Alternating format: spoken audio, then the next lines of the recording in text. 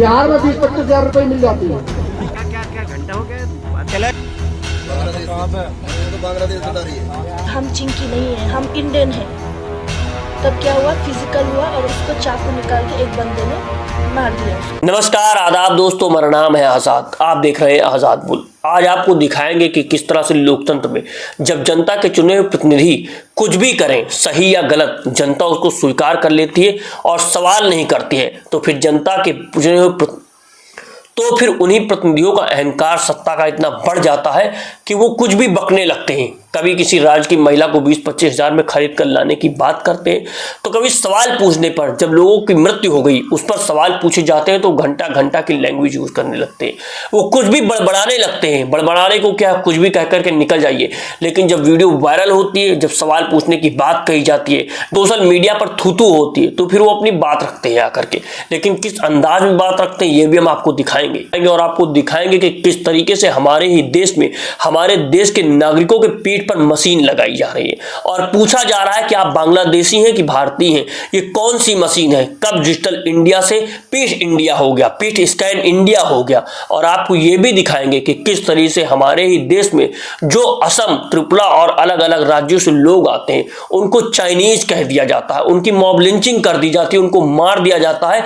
भले ही वो कहते रहे कि वो चाइनीज नहीं, वो इंडियन। जब किसी देश के नागरिक के आखिरी शब्द ये हो कि वो भारतीय, उसे न मारा जाए ये कहकर कि वो विदेशी है, तो फिर क्या लोकतंत्र होगा, किस आधार पर सारी देखी जाएंगी। क्योंकि जनता ने सत्ता से सवाल करना बंद कर दिया है और जिस पार्टी के नाम में ही जनता पार्टी है, वो देश के नागरिकों को नागरिक कैसे स्वीकार करेगी और नागरिकता किसकी तय की जाएगी, ये भी सवाल खड़ा होगा। पहले वीडियो देखिए कि किस तरीके से बताया जा रहा 20-20 हजार रुपए में लड़कियों को लेकर के आइए, उनसे शादी करवा दी जाएगी।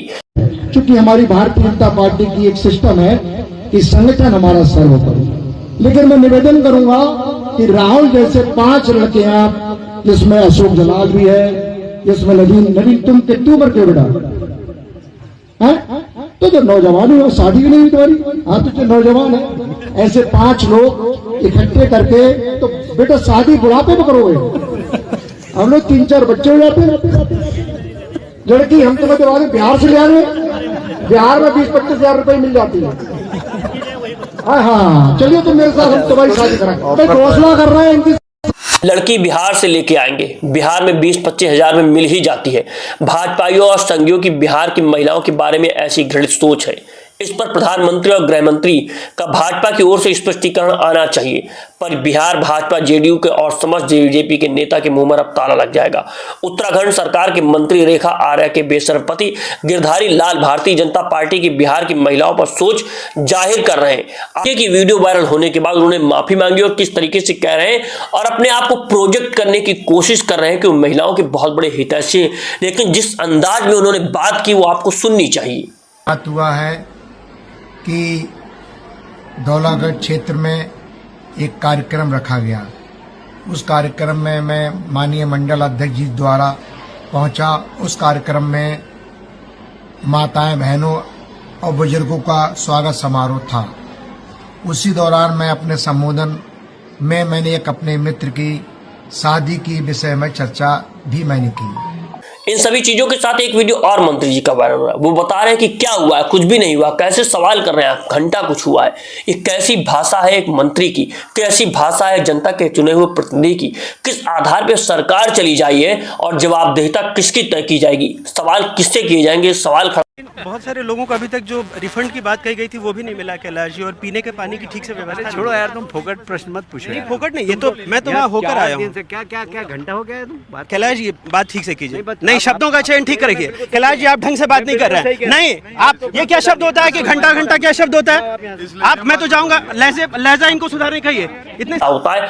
आप देखिए कि शर्मनाक, जब एनडीटीवी के पत्रकार ने जनता के हक के लिए पानी की व्यवस्था और रिफंड पर सवाल किए तो मंत्री कैलाश विजयवर्गीय की मर्यादा सब भूल गए। सत्ता के नशे में चूर भाजपा नेताओं को तमीज से बात करना भी नहीं आता। मुद्दों पर बात करने के बजाय पत्रकार पर बौखलाना बताया जाता है और भाजपा के पास समाधान नहीं है, सिर्फ अहंकार है। जनता इस बदतमीजी का हिसाब जरूर देगी।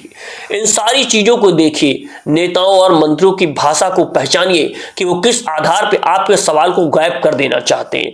जब उनसे पूछा जाता है कि बिजली क्यों नहीं आ रही तो वो कह देते हैं हर हर महादेव। उनसे जब पानी की बात की जाती है तो कहते हैं घंटा सवाल है, ये घंटे की सवाल ना कीजिए, इस तरह की बात ना कीजिए। आप देखिए कि जब उनसे किसी भी मुद्दे पर बात करेंगे आप तो आप पर बड़बड़ाने लगेंगे, चिल्लाने लगेंगे, लेकिन जवाब नहीं दिया जाएगा, सरकार की जवाबदेही तय नहीं की जाएगी।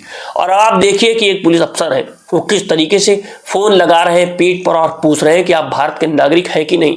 ये वीडियो आप देखेंगे तो आपको मन विचलित होगा कि किस तरीके से देश के नागरिकों को टारगेट किया जा रहा है। देश के नागरिकों से उनकी नागरिकता के बाद सवाल पूछे जा रहे हैं। और जब कहा गया था make in India, digital India, तो क्या यही डिजिटल इंडिया, इसी आधार पर सब कुछ हो। वीडियो को शेयर करते हुए लक्ष्मण यादव लिखते हैं, डियर चुनाव आयोग, SIR फॉर्म भरवाने की जरूरत है।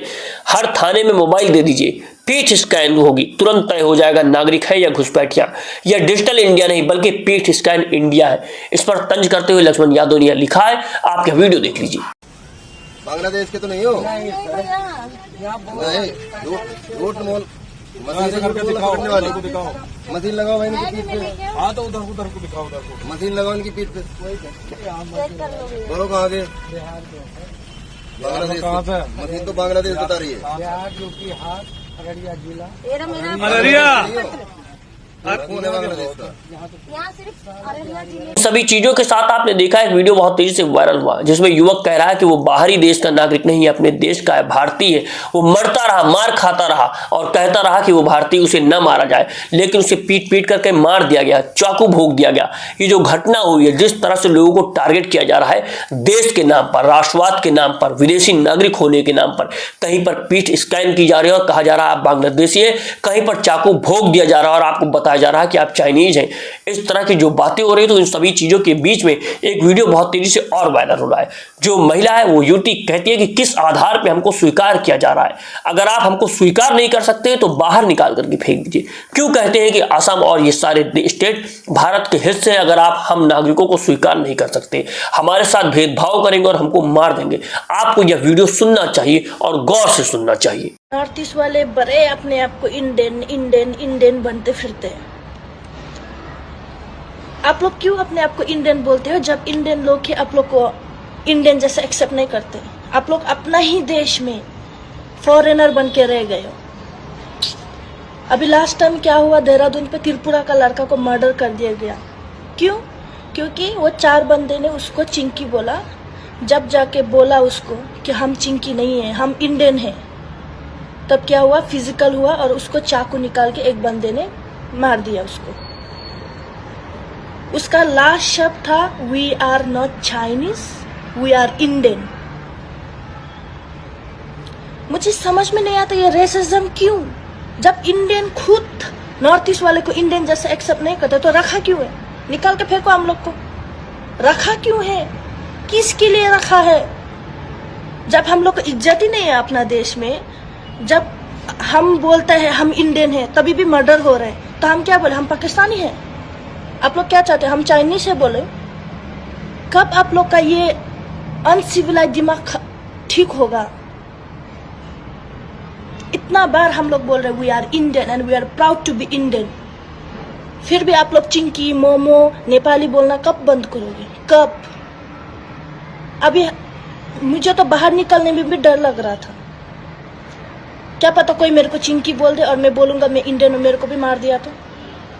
अभी सब नॉर्थ ईस्ट के दिल में ये खौफ रह गया है। हम लोग इतना अपना गांव से छोड़ के इधर में आते हैं पैसा कमाने के लिए। हम लोग ये सोच के आते हैं कि हमारा देश है, हमारा लोग है, हमारा भाई बहन लोग है। जब इधर आके हम लोग ऐसा ट्रीट होता है, हम आए क्यों? अपना माँ बाप छोड़ के, गरीब माँ बाप घर में छोड़ के इधर कमाने आए ताकि उन लोग का फ्यूचर बेटर बना सके। हम लोग तो ये तो डेली फेस करते हैं, एक दिन का बात नहीं, 2 दिन का, डेली यही फेस करते हैं हम लोग। अब ऑटो वाला तक पूछते हैं हम लोग को आप चाइना है, नेपाल है? अरे we are tired of explaining you people we are Indian and we are North East and we are proud to be Indian.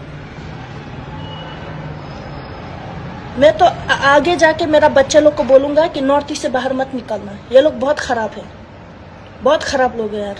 तुम लोग कुछ सीखो, कुछ पढ़ो, ऐसा नहीं चलेगा। अपना देश बोले एकता बना के रखना है, ऐसा नहीं कि एक दूसरे का मर्डर करते फिरो। पहले जात पात का किया, अभी जात पात छोड़ दिया तो क्या इंसान इंसान पे हमला करेगा? दोस्तों आपने देखा कि किस तरह से राष्ट्रवाद का चोला उड़ा जाता है और कहा जाता है, पूछा जाता है लोगों से आप भारतीय हैं या नहीं, और जो लोग भारतीय हैं उन पर किस तरह से विदेशी नागरिक होने का आरोप लगाया जाता है। कभी पीठ स्कैन की जाती है, कभी चाकू से भोंक करके मार दिया जाता है। जो मंत्री है, जो नेता है, जो जनता के चुने प्रतिनिधि हैं, उनसे सवाल कीजिए तो वो गलत भाषा का इस्तेमाल करते हैं, वो घंटा घंटा करने लगते हैं। आखिर ये कैसी भाषा और किस भाषा का इस्तेमाल किया जा रहा है? नेताओं की जवाबदेहिता तय नहीं होगी, सरकार की जवाबदेहिता तय नहीं होगी, चुनी हुई सरकारों से जनता सवाल नहीं करेगी, मीडिया स्वतंत्र नहीं होगा, मीडिया अपने कर्तव्य को निभाएगा नहीं, तो फिर लोकतंत्र इस तरह से सांसें कैसे लेगा? यह आपको सोचना है। और अगर आप चाहते हैं कि इस तरह के वीडियो, इस तरह के मुद्दे हम आप तक पहुंचाते रहें तो आजाद बोल को सब्सक्राइब कीजिए, वीडियो को ज्यादा से ज्यादा शेयर कीजिए। मिलता हूं आपसे अगली वीडियो में भी। नमस्कार, जय हिंद, जय भारत, जय संविधान।